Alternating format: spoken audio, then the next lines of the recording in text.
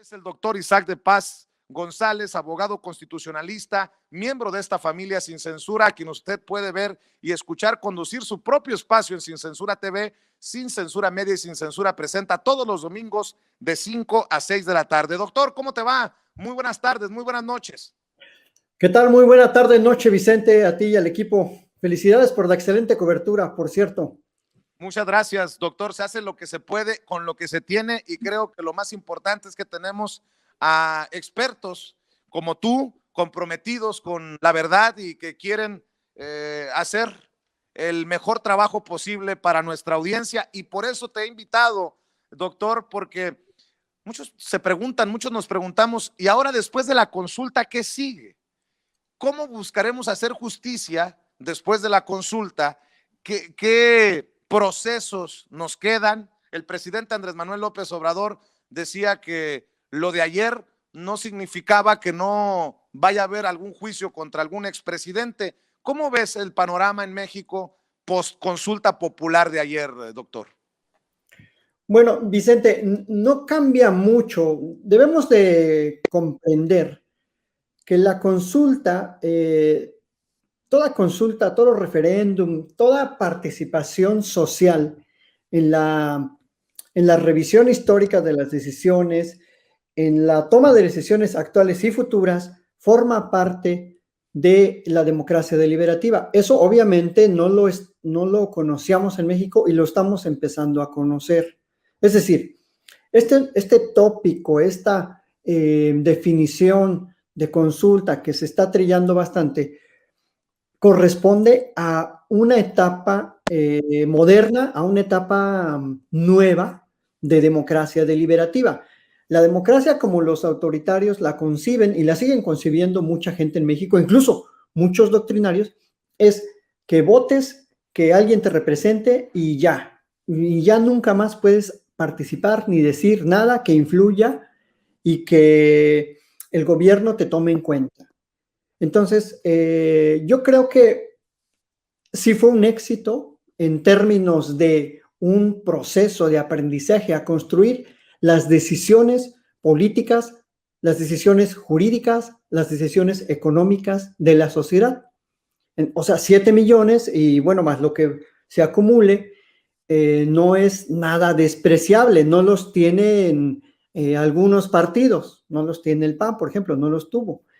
Entonces, partiendo desde esa visión conceptual digamos, extensa, la consulta es simplemente uno de los mecanismos que hay que empezar a usar para ponernos de acuerdo, para lo que los politólogos, los juristas, los teóricos de la Constitución dicen es el diálogo. El punto de avance de toda la sociedad es el diálogo, el consenso, y eso solo se logra a través de la participación. Pero, Vicente y público, como esta gente no sé en dónde se informa o qué lee o qué teóricos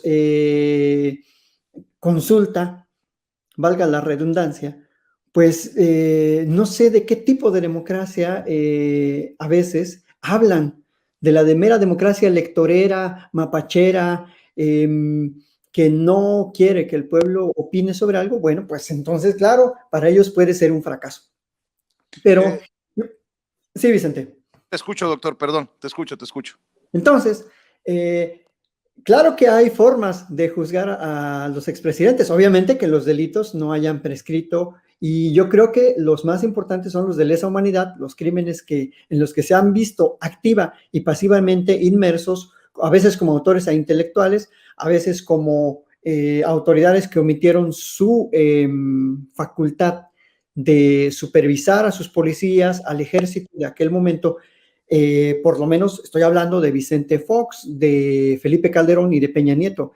Y claro, la consulta era un proceso para legitimar con mayor fuerza, para respaldar lo que pudiera hacer en algún momento la FGR, pero lo puede hacer, por supuesto, con o sin consulta.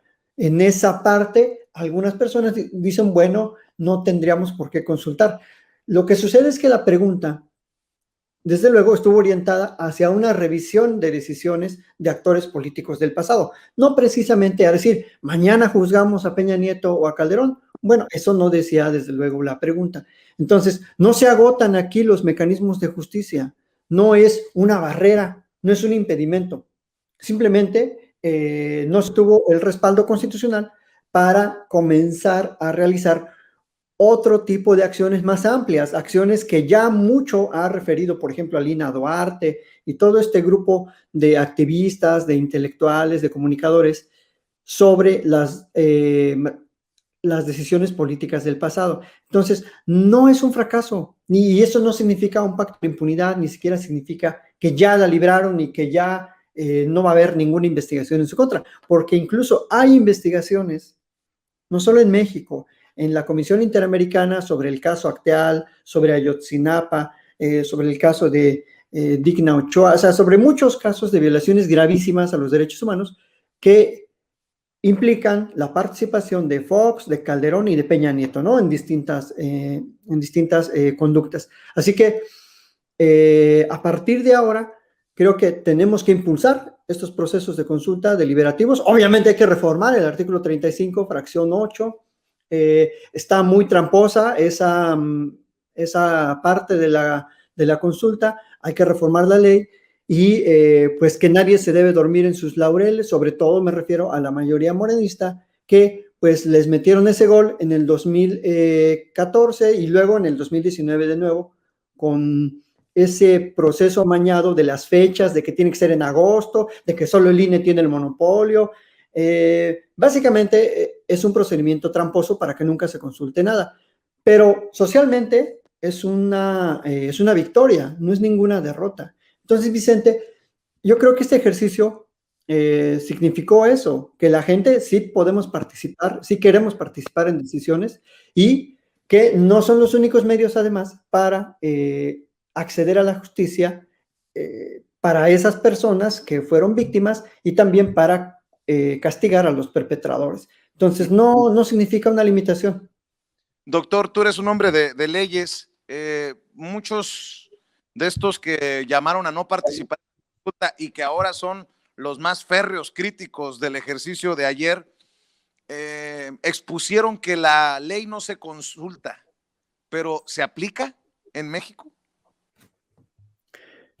Mira, Vicente, a eso voy.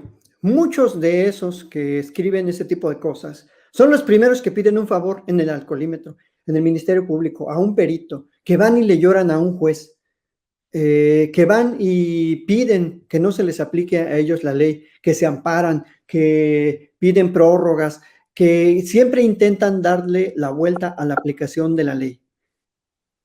O que no quieren aplicar la ley por sus pantalones. Vimos cómo el INE intentó censurar al grupo parlamentario de Morena, intentó censurar la jornada, interpretando de manera tergiversada la Constitución.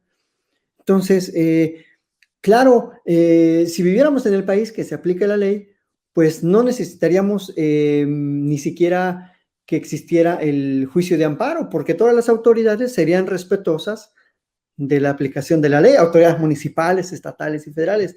Pero por supuesto que necesitamos exigir la aplicación de la ley por los medios que sean, por los medios legales, por los medios políticos, por los medios económicos.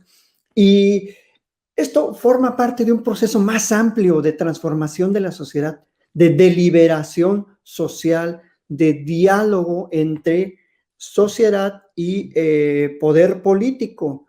No tiene nada que ver con un asunto de policías y ladrones. Esto es un avance para intentar progresar como lo hacen sociedades muy democráticas, muy deliberativas y obviamente con estándares socioeconómicos de primer mundo, como Suiza, como Bélgica, como Escocia, que donde tienen consultas, referéndum, plebiscitos, preguntas sociales, presupuestos económicos participativos. Es decir, esto es la vanguardia, no es un retroceso. Pero claro, como no están acostumbrados a estudiar, a pensar de manera más horizontal, de manera más vanguardista, pues se quedan en la típica visión autoritaria impuesta, vertical de la democracia que nos han enseñado y que pues a veces socialmente la reproducimos sin darnos cuenta que estamos reproduciendo prácticas muy decimonónicas del pasado, prácticas medievales casi casi, ¿no? Es decir, tú no opines nada, deja que otros hagan por ti lo que tú no sabes hacer. Y en ese aspecto, pues estamos avanzando hacia la exigencia de la aplicación de la ley por muchos medios. No hay un solo medio, no hay un monopolio. Eso es una visión muy dogmática, Vicente. Así es. Pues doctor, estamos siempre al pendiente, siguiendo lo que escribes, lo que opinas. ¿Por qué no cerramos invitando a la gente para que te apoyen tus trincheras, que creo que son tan importantes como nunca antes, tal vez, las trincheras independientes, nuestros espacios individuales para comunicarnos con la gente, doctor? Sí, muchas gracias, Vicente. Pues me pueden seguir en Twitter, @Isaac de Paz González, y en YouTube, en Isaac de Paz González. Ahí lo buscan para análisis políticos, jurídicos, constitucionales. Y pues, quiero decirle al público que no se desanimen, que no se ha perdido nada, que pues debemos de seguir trabajando cada día por impulsar la deliberación. Y estas partes, las redes sociales son partes muy importantes para la deliberación, el diálogo democrático. Vicente, te felicito nuevamente por tus programas y pues vamos a seguir avanzando. No ha pasado, no hemos perdido absolutamente nada, al contrario, se gana cultura cívica, cultura constitucional participando. Y pues muchas gracias y buenas noches, Vicente. Claro que sí, te mando un abrazo, doctor. El doctor Isaac de Paz González, a quien usted puede ver y escuchar conducir su espacio en Sin Censura TV, Sin Censura Media y Sin Censura Presenta todos los domingos de 5 a 6 de la tarde. Estamos al pendiente, doctor. Muchas gracias.